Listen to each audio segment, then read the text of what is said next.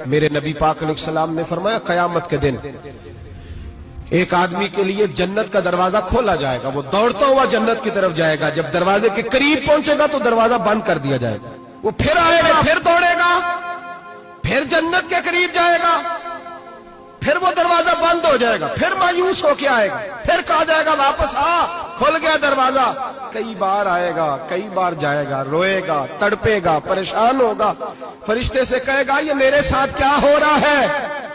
تو وہ فرشتہ کہے گا وہی ہو رہا ہے جو دنیا میں تو اللہ کے بندوں کے ساتھ کرتا تھا، تو لوگوں کے مذاق اڑاتا تھا، بوڑھوں کا مذاق اڑائے، بیماروں کا مذاق اڑائے، غریبوں کا مذاق اڑائے، وہ سمجھدار ہے؟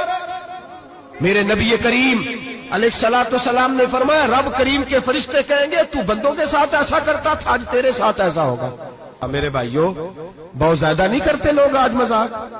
بڑا ظلم نہیں کرتے؟ تکلیف نہیں دیتے؟